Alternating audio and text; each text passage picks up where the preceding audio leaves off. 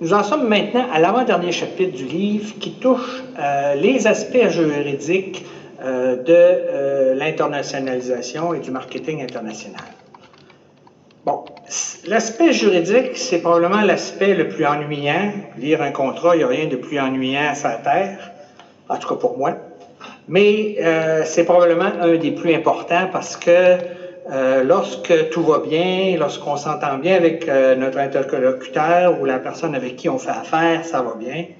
Mais lorsque les problèmes arrivent, si on n'a pas de bon contrat, c'est là que les problèmes commencent.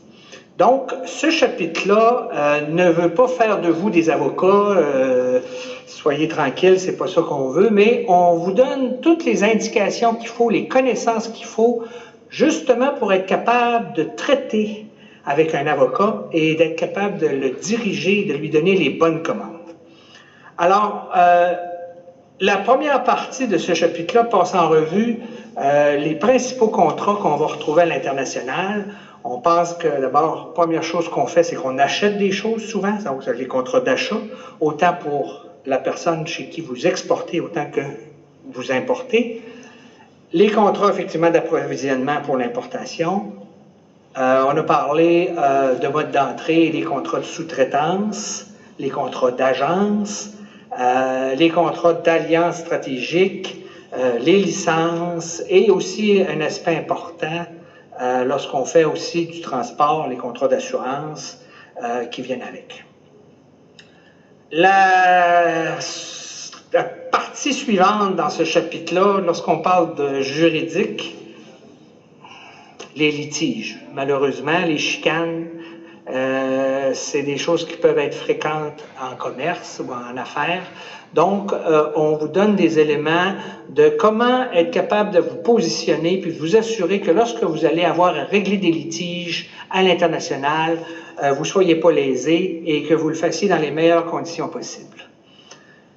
L'avant-dernière partie de ce chapitre-là touche un aspect qu'on entend parler encore une fois très souvent, surtout encore, entre autres, lorsqu'on parle de la Chine, c'est la propriété intellectuelle.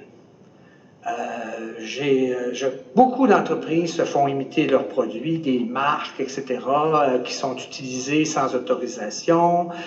Vous pouvez avoir toutes sortes d'éléments dans la propriété intellectuelle lorsque vous transférez des technologies, etc. Donc, pour cet aspect-là, on va couvrir aussi l'aspect de comment protéger votre propriété intellectuelle. Enfin, dans la dernière partie du chapitre, vous allez retrouver les 12 erreurs les plus fréquentes qu'on a remarquées au niveau des affaires juridiques à l'international. Je dois vous souligner, avant de terminer, que ce chapitre-là a été écrit par une avocate spécialisée qui s'appelle Mme Micheline Dessureau. Elle a mis toute son expérience à notre service dans ce chapitre-là pour vous donner les indications qu'il vous faut pour justement vous outiller, pour ne pas vous faire avoir lorsque vous allez avoir à négocier des contrats. Alors, il ne me reste plus à vous souhaiter une bonne lecture.